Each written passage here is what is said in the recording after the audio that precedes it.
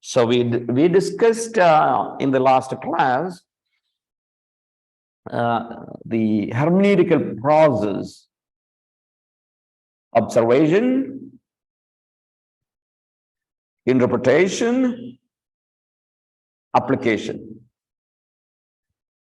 Right? I send you the notes. I hope you are, but there may be few people who I have not sent. I will send it today, right? So please get in this one. I will send you. We will not be able to finish it today, and we need to work on this chapter sometime for the next year. But let's look at the idea of figures of speech. Right? When we talk about Bible, the Bible should be interpreted literally, right? Literally. Or I would say, I would use the word normally, right? Like you interpret the Bible like all other written materials. That's what a normal interpretation. So when you, that means you recognize figures of speech in the Bible, right? Figures of speech. So what is that? Webster dictionary gives a definition. It is a form of expression. For example, simile or metaphor is a form of expression used to convey meaning, right? Or heighten effect, often by comparing or identifying one thing with another that has a meaning or connotation familiar to the reader or listener. Right, simply it is to heighten the meaning, convey the meaning clearly, maybe adding a little more color to the meaning. You draw the picture a little more colorfully, right? So that is where you would use figures of speech. So if you are a person somehow, somewhere, sometimes studied maybe English literature, there are most of these terms that we are going to look at here might have already studied, right? But or your vernacular literature. But anyway, we need to use this because there are a lot of misunderstanding here for this one. Therefore, I think this is something that we need to discuss. All right. Let's look at types of figures of speech. The first grouping is called as comparison. Figures of comparison, right? Comparison. Okay, number one, this is common, very, very usual. Number one, simile. It is a comparison introduced by the word like or as. All right, comparison used by like or as.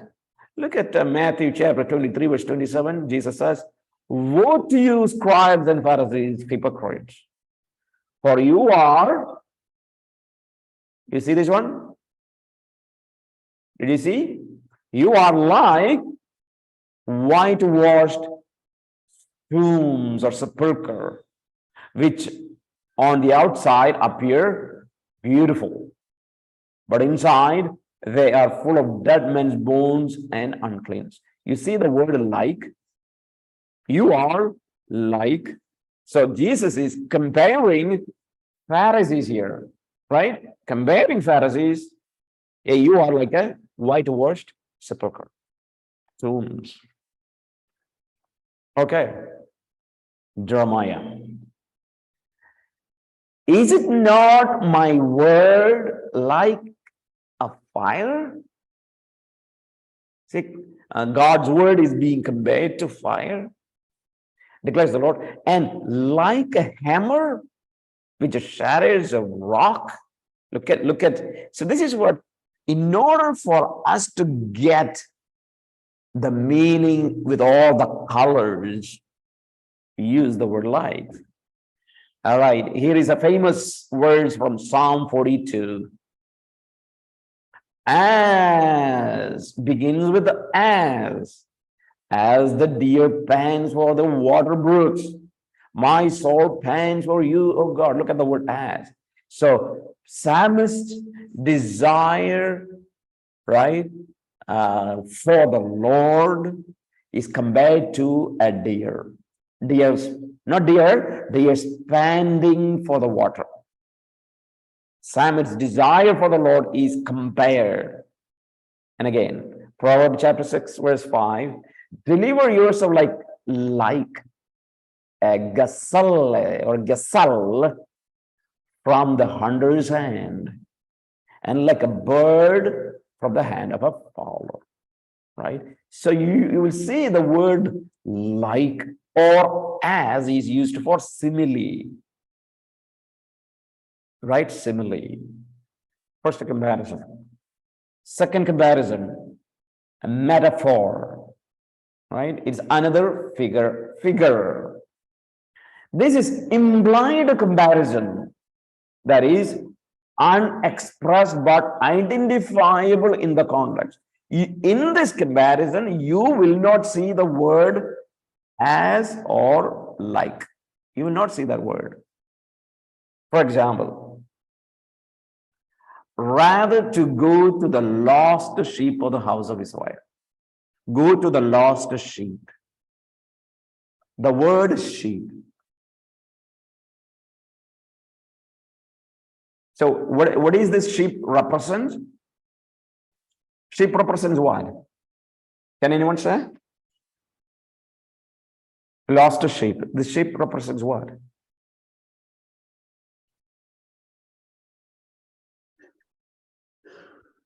Maybe as a believer. Yeah, I mean, I'm saying simply the Israel people, right? Represents people. People of Israel, right? See, human beings are not sheep. Human beings are not sheep, right? But it is a comparison implied without as or like. The next one, Psalm 23, verse 1. You know that one, right? What is the verse? The Lord is my shepherd. The Lord is my shepherd. Is Yahweh a shepherd?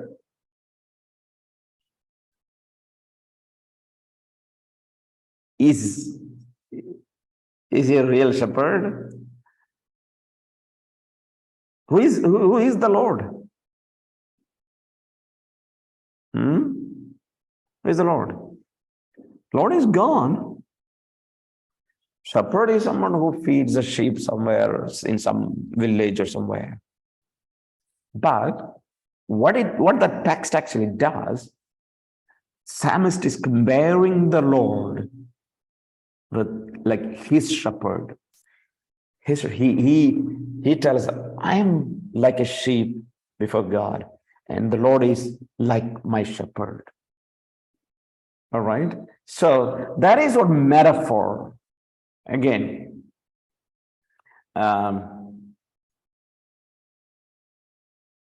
Galatians chapter 2, verse 9, recognizing the grace that had been given to me, James and Cephas and John, who are reputed to be pillars. James and John are pillars. You know what is pillar? You know what pillar means, right?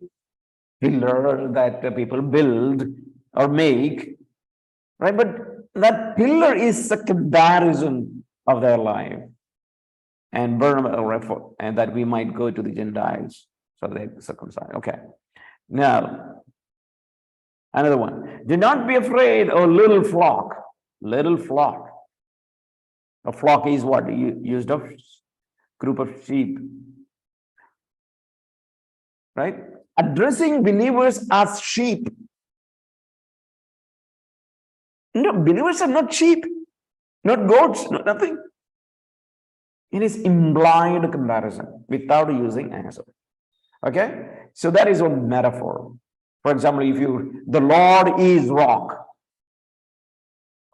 The Lord is rock. Ask a question, is Yahweh a rock? No, but it compares to a rock. Certain qualities of God is compared to rock. The Lord is sun and shield. Sun and shield. Sun and shield. So understand how the comparison takes place. So that is the first one, first grouping, the figures of speech in terms of comparison. Second, figures of speech in terms of addition or fullness of expression. Okay, addition or fullness of expression. For example, pleonasm uses redundant synonyms in order to clarify and emphasize. Often for stylistic, do not over-interpret. All right, pleonasm, let's look at here.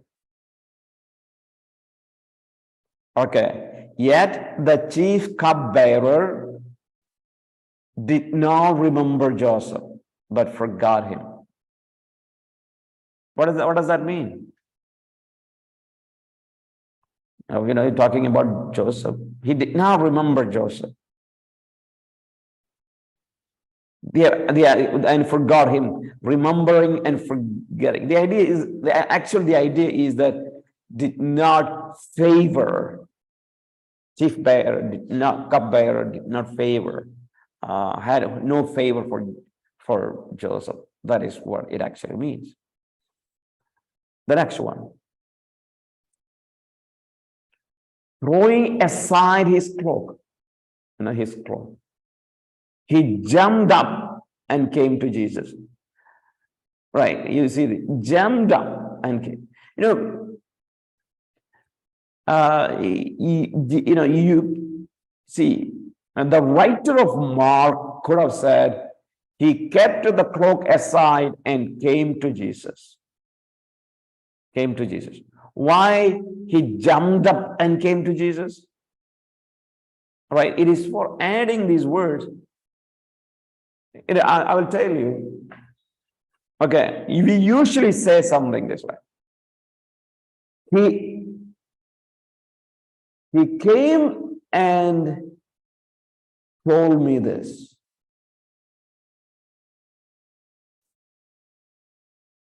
Why do you say this one? He came and told me this.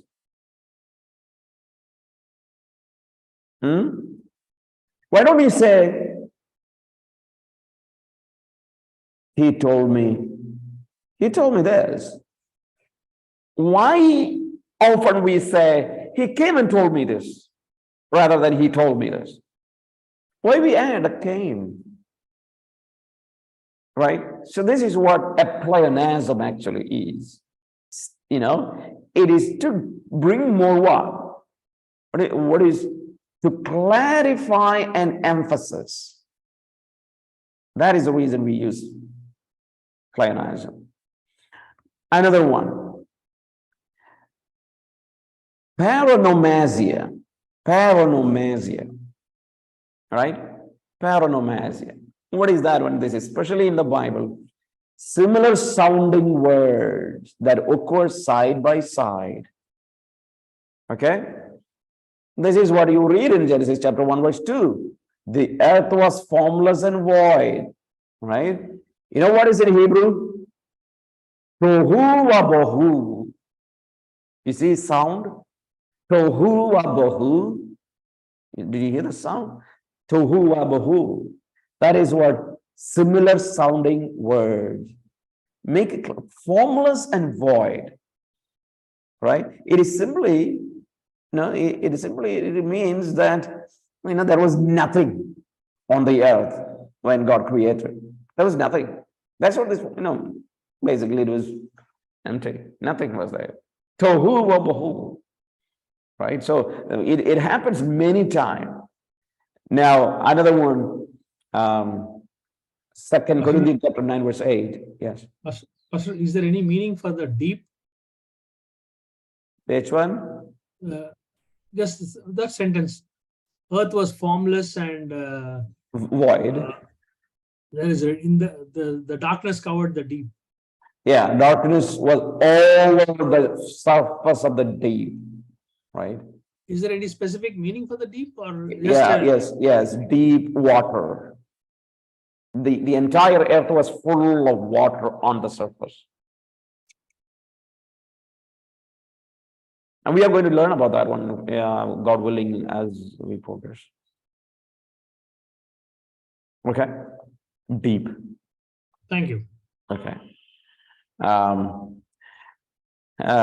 Corinthians chapter 9, verse 8, where we see Paul says, God is able to make all grace abound to you, so that always having all sufficiency in everything, or having all sufficiency everything, so that you may have an abundance for every good deed. And in Greek, it is interesting how it is written. Pandi pandote pasan. See, pandi pandote pasan. How it is translated? All sufficiency in everything. Right? Pandi pandote pasan. So these are all similar sounding words, right? Known as paronomasia for clarity. Right? Another one.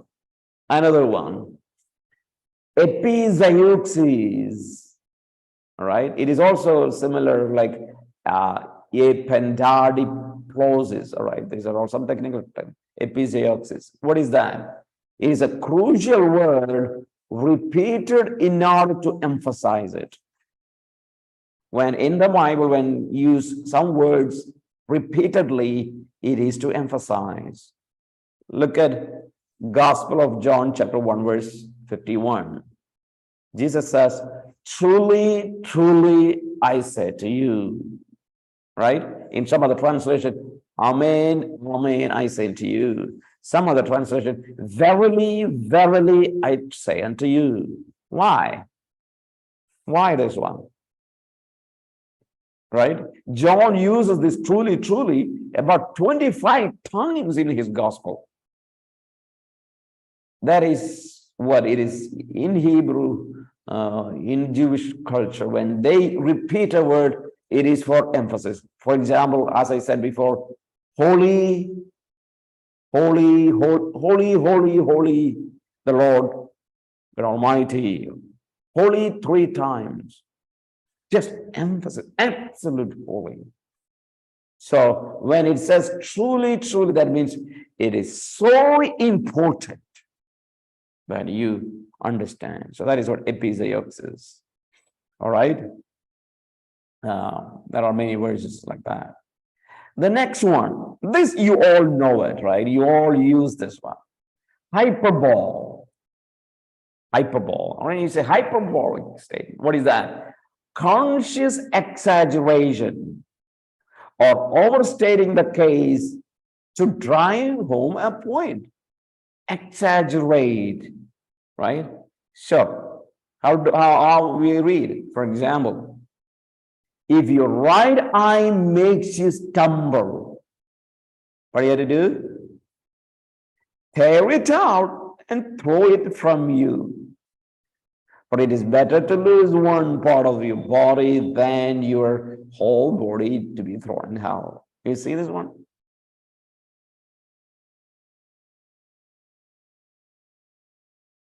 Right?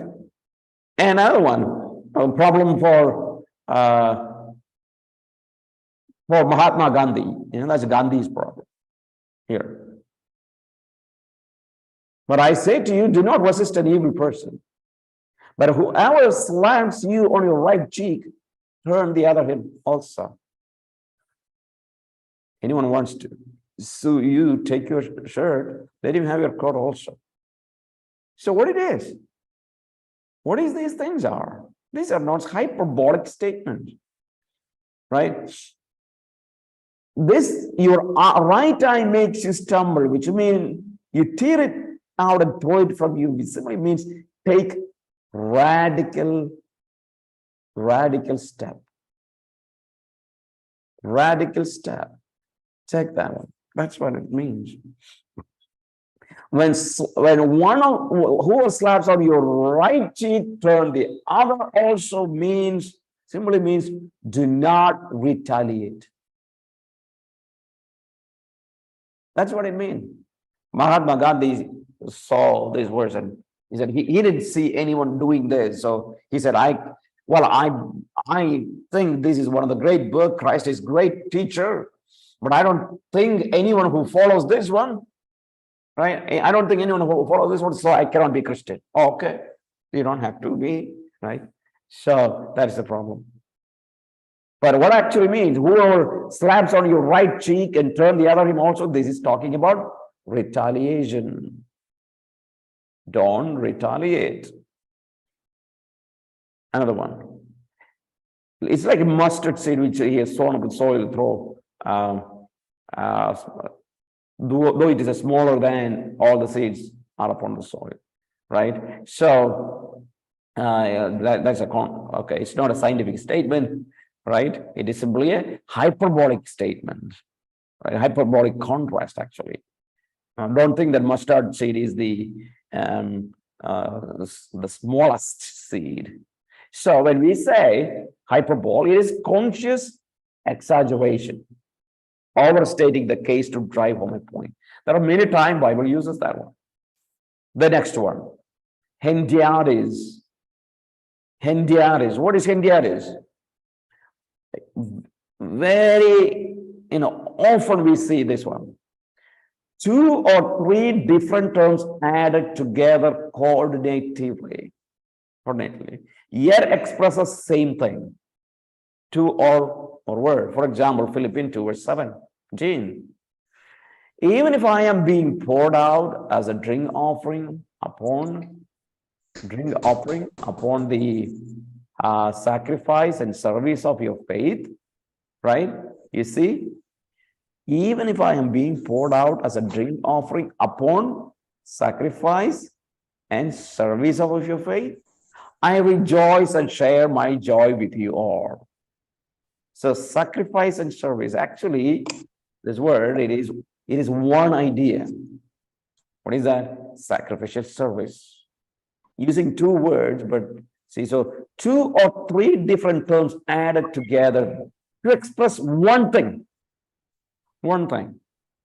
And same thing here, Acts chapter 1, verse 25. To occupy this ministry and apostleship. No, you cannot separate like that from it. So, what is this ministry and apostleship? Simply, it talks about apostolic ministry. Apostolic ministry. Ministry and apostleship. Next one. Looking for the blessed hope and appearing of the glory of great God, Savior Christ Jesus. So, blessed hope and glory is appearing. If you really think, blessed hope is what? This glory is appearing. So, using blessed hope, glory is appearing, 2 different things to tell one thing. Another one. 1 Thessalonians chapter 2 verse 12. So that you would walk in a manner worthy of God, who calls you into his own kingdom and glory. God called you into his kingdom and glory. Kingdom and glory is actually, God called you into his glorious kingdom. So, this is what Hendiadis. All right? Now let's look at the third. So, remember the first one, comparison. Okay, we looked at the first one. Second one, addition or fullness of expression. Now looking at the third one, incompleteness, figures of incompleteness. In that, first we are looking ellipsis. Incomplete expression that omits details. Readers has to fill that in. Incomplete expression. For example, 1 Corinthians chapter 12, verse 13. For by one Spirit we were all baptized into one body. For by one Spirit we were all baptized into one body.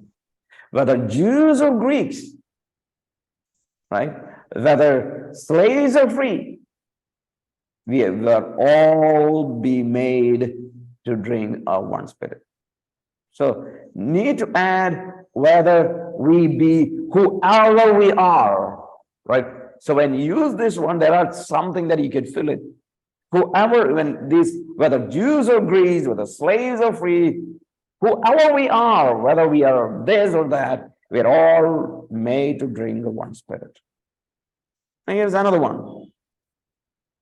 1 Corinthians 15:42. So also is the resurrection from the of the dead. It is sown in a perishable. The body is actually added, not in the original. Right? It is as everybody knows. We are sown in perishable, raised in imperishable. The meaning is we are sown a perishable body and raised an imperishable body. So this is something is added. It is expected that everybody knows it. All right, that's how. So first one, ellipsis, right? Ellipse is that a reader, the writer omits certain details, readers has to fill in. Next one, zayukma. Okay, maybe others can pronounce differently. I hope maybe my pronunciation is right, but it can be differently. It's akin to ellipsis, two terms that are placed together, but do not belong together and must be separated by a supplying an added verb, zayukma. Okay, so what does that mean? All right, for example, 1 Timothy 4:3, men who forbid marriage and advocate abstaining from foods which God has created to be gratefully shared in by those who believe and know the truth. Men who forbid marriage, and see the word and advocate, this is not there, right? It is added there to actually men who forbid marriage, abstaining from food. That's how it is given in the original. But the word is added because this is a style of writing to separate the idea, right? Separate the idea. The third one, aposiopesis. Aposiopesis. It is also like ellipsis. A part of sentence is omitted for emphasis. For example, Luke chapter 13, verse 9, you read, and if it bears fruit next year, okay, the word fine is not there, right? If a tree bears fruit next year, fine. But if it not, cut it down. So fine is italicized to show that actually the idea is that if it is bear next year, it should be allowed to grow. That's the idea, right? So this is what when we say incompleteness, there are in the Bible, there are certain sentences are not complete. That is the style of writing where the readers are supposed to add the word, right? Now let's look at number 4, contrast or understatement. Okay, contrast or understatement. What is that? Irony. This is a famous one, right? Irony. We all use irony. What is irony? State one thing, but means another. It's a rhetorical device, actually. You say one thing, but it means something. All right. But when David returned to bless his household, Michal, the daughter of Saul, came out to meet David and said, how the king of Israel distinguished himself today. He uncovered himself today in the eyes of his servants, maid, as one of the foolish one shamelessly uncovers himself. All right. So what happened? David is uncovering himself.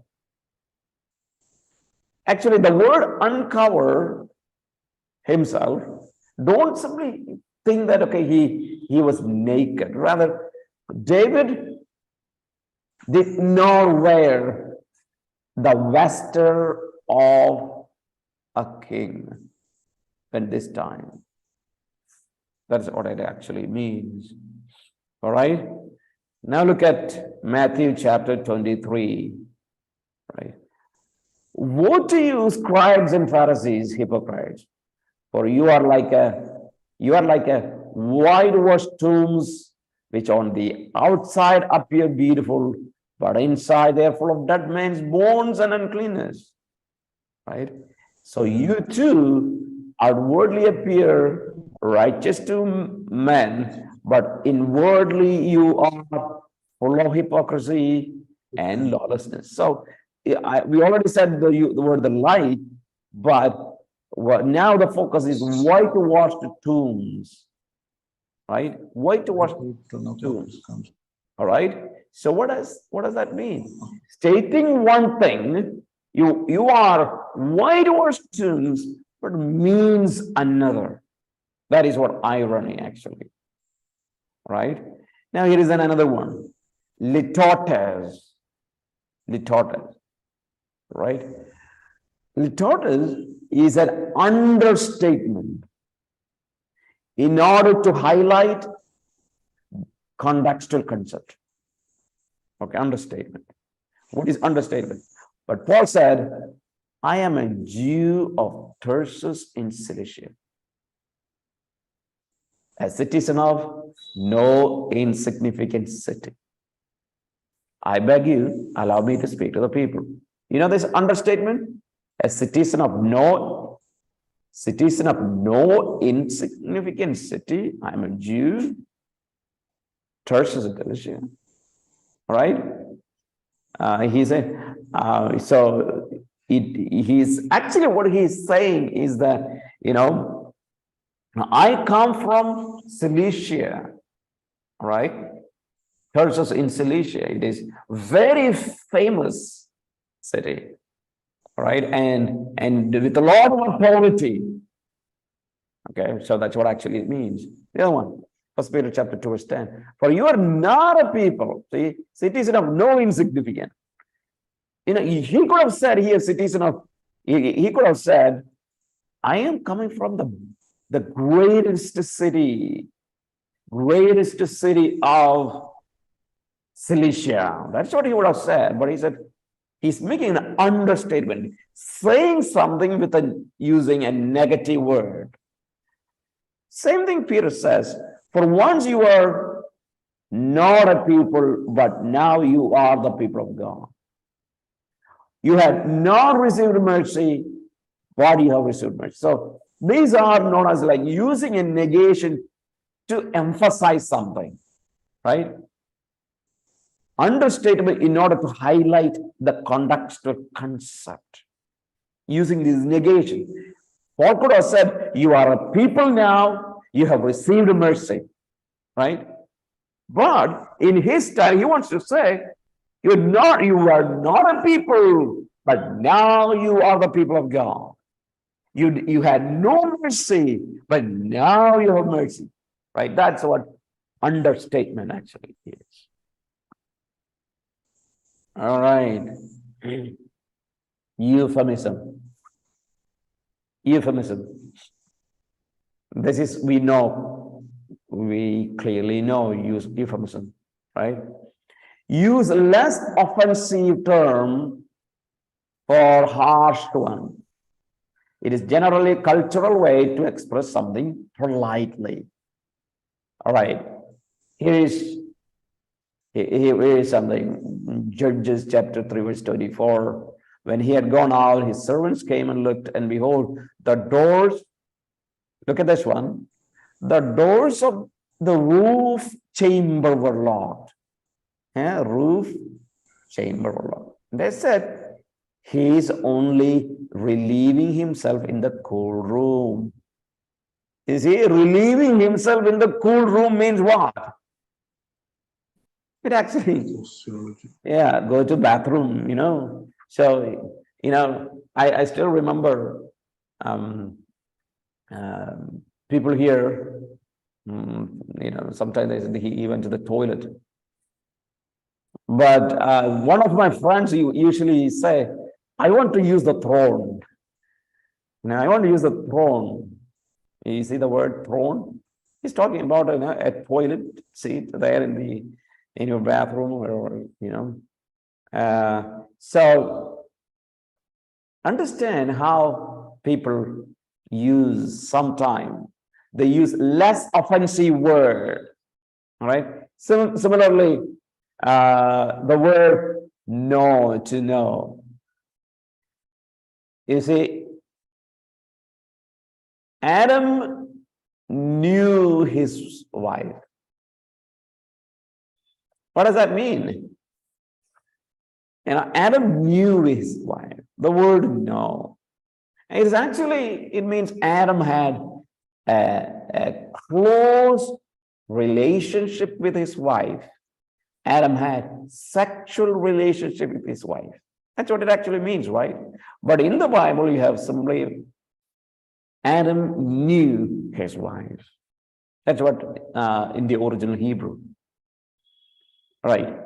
Acts chapter 20, verse 39. For the promise is for you and your children, and for all who are far off, as many as the Lord our God will call to himself. So for all who are far off, it is the actually word for Gentiles. The promise is for you and for your children and for Gentiles. But the word is used this way. So this is what euphemism, right? Covering words, less offensive word for words that are offensive. Well, number D, antithesis. Antithesis. A contrast between two figures or person. Clearly, there are many times in the Bible, for example, you would see Romans chapter 5, contrast between first Adam and second Adam. Right? What is the problem with Adam, first Adam? What is the good things of second Adam, Christ? Contrast between flesh or law and spirit. So this is also usually you see that kind of writing style, especially of Paul. So this is known as antithesis, right? Contrast between two figures or persons. Okay. Yes, I think we will stop now. We need to continue our studies on figures of speech, right? We are left with we have a lot of things to cover. So I think we will stop here. We will start from the fifth group of figures, maybe from next year.